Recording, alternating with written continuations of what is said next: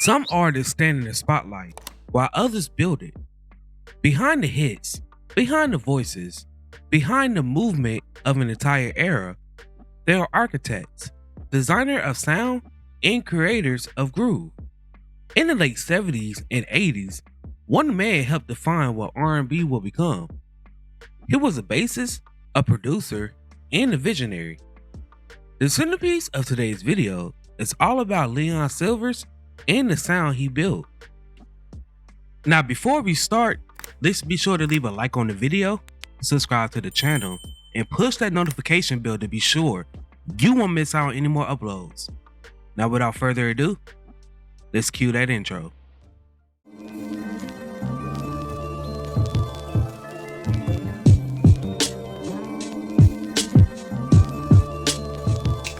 Born Leon Frank Sylvers III on March 7th, 1953 in South Bend, Indiana.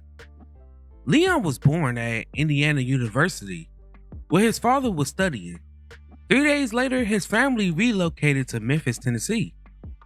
In 1956, when Sylvers was about 2 or 3 years old, his family rode a train to Los Angeles, near Adams and Crenshaw. This is where his father found work. Leon describes taking a liking to bassist James Jamerson and drummer Benny Benjamin as his first and primarily musical influence. At the same time, Sylvers' parents taught him and his siblings harmony, as his mother was also an opera singer. The eldest Sylvers began singing as the Little Angels in their hometown of Memphis, Tennessee. After winning several local competitions, they relocated to Harlem, New York, where they discovered a more devout following for the combination of pop and R&B. After their parents' divorce, Leon and his siblings moved in with various of relatives until reconnecting with their mother, where they was settled in Watts, California in 1965. Leon rose to prominence as a part of the Sylvers. This was a group that blended soul, funk, and pop. From a very early age, Leon showed a natural talent for the bass guitar, musical arrangement, and direction. Even early on, it was clear he wasn't just a performer. He was meant to be a creator. By performing with the Sylvers, Leon began developing his skills beyond the stage. He studied song structure, studio production, and arrangement techniques. This transition from artist to producer would define his entire career. Because Leon Sylvers didn't just want to play music, he wanted to shape it. The Sylvers was signed to MGM. Their first hit was the exotic Fool's Paradise, peaking number 14 on the R&B charts in September of 1972.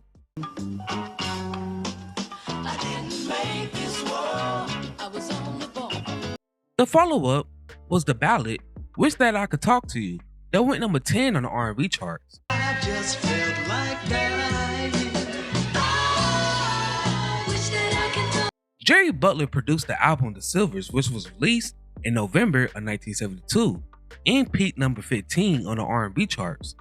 Their second album, The Sylvers 2, featured the singles Stay Away From Me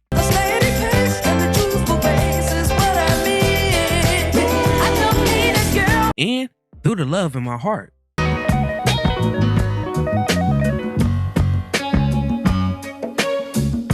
When the group started to work with Jerry Peters, Leon would compose song demos by recording himself, playing bass while singing the lyrics and lead melody into a tape recorder.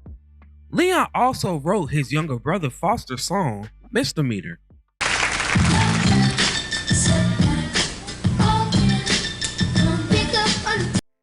Besides this song, additional songs that was written by Leon for Foster Sylvers was I Get You in the End,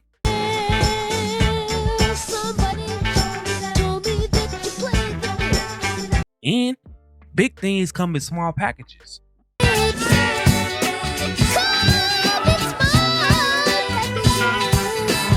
During the height of the group's success, they part ways with Freddie Perry.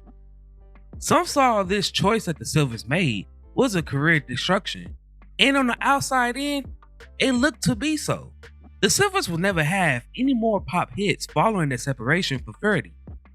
But the group was maturing vocally, and Leon in particular wanted to express his own musical ideas.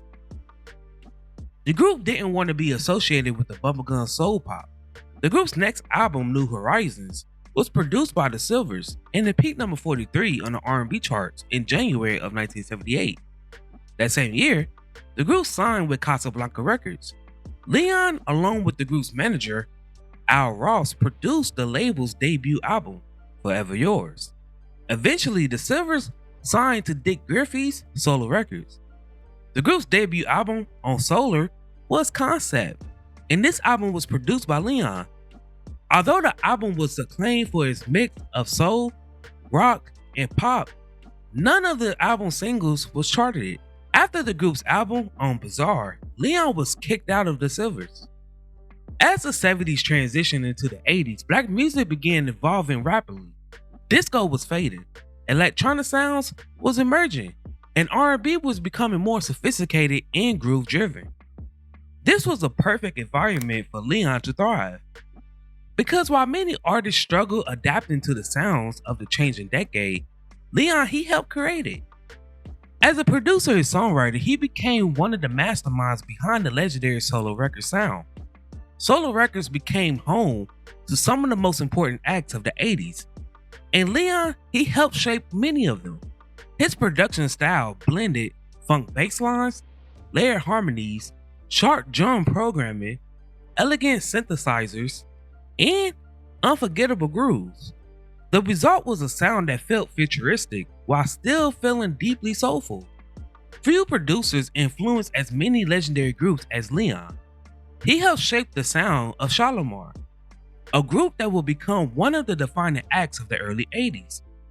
Their music blended dance floor energy with emotional sophistication. Songs like A Night to Remember,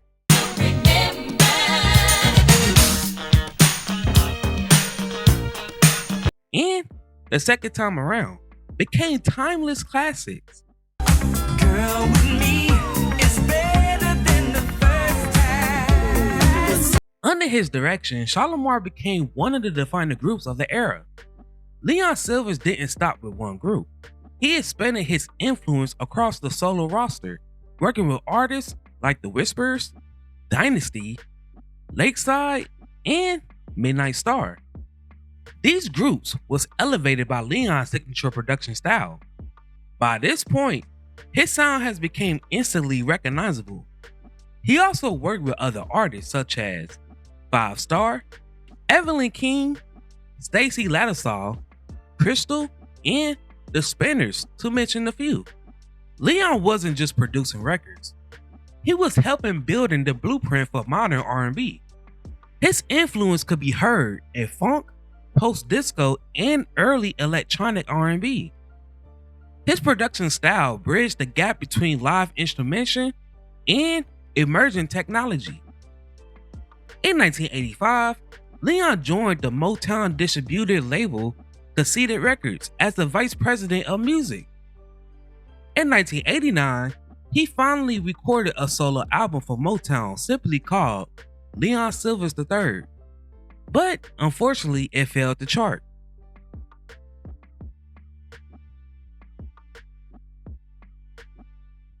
What you have to say is music to my ears. Hey, I don't wanna. In the 90s, Leon worked with R&B New Jack Swing creator Teddy Riley on his group Blackstreet's debut album. Leon helped co-write Blackstreet's top 10 hit Before I Let You Go.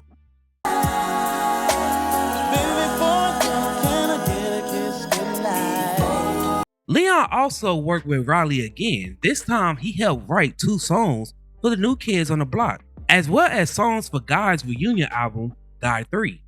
What made Leon Sylvers truly extraordinary was how his influence extended far beyond R&B. As hip-hop emerged during the 80s and 90s, producers began searching for rich grooves and soulful instrumentation. They needed someone to sample, and they kept returning to the records that was connected to Leon Sylvers. His bass lines, drum patterns, and arrangements became perfect foundations for hip-hop productions. Artists across generations sampled music associated with Leon's sound because his grooves carried timeless rhythm. Even listeners who was unfamiliar with his name was unknowingly hearing his influence everywhere. From West Coast hip-hop to neo-soul to contemporary R&B, Leon helped shape the DNA of modern black music itself. Among musicians, Leon Sylvers earned enormous respect, not just because of success, but because of his craftsmanship. He understood music at every level. Many producers chase hits, while Leon chased the feel. That's why his records still sound alive decades later. His productions never felt cold or mechanical. Even when using electronic instruments, the music still carried warmth and humanity, and perhaps that's why artists trusted him so much. Simply because he understood balance. By the 2000s, Leon was largely silent, but he showed his production chops again on the underappreciated album Pink Elephant by Ndambi, which was one of 2009's best albums. He has continued to appear from time to time on other independent projects since then. Today, Leon is recognized as one of the key architects of modern R&B. Although often behind the scenes, his impact is undeniable. He helped create a sound that defined an entire generation. Leon Sylvers didn't chase the spotlight. He built the sound that lived inside of it. Every groove, rhythm, and moment that made people move carried his influence. Because in music, the architect doesn't always stand in front of it, but without them, there's no stage. And Leon Sylvers built one of the greatest stages R&B has ever known. Now, before we go, I have a question for you all. What is your favorite song that Leon Sylvers wrote? Before I go, I want to take a second to promote my Discord. Over here, I provide a safe space for my supporters. We discuss music of all genres. You can provide me feedback on recent uploads, etc. If that interests you, then go ahead and check me out. The link is in my bio. While I have y'all here, if you would like to support the channel further, then feel free to become a member. By doing so, you help make these videos possible. I thank each and every one of you who supported me along this journey.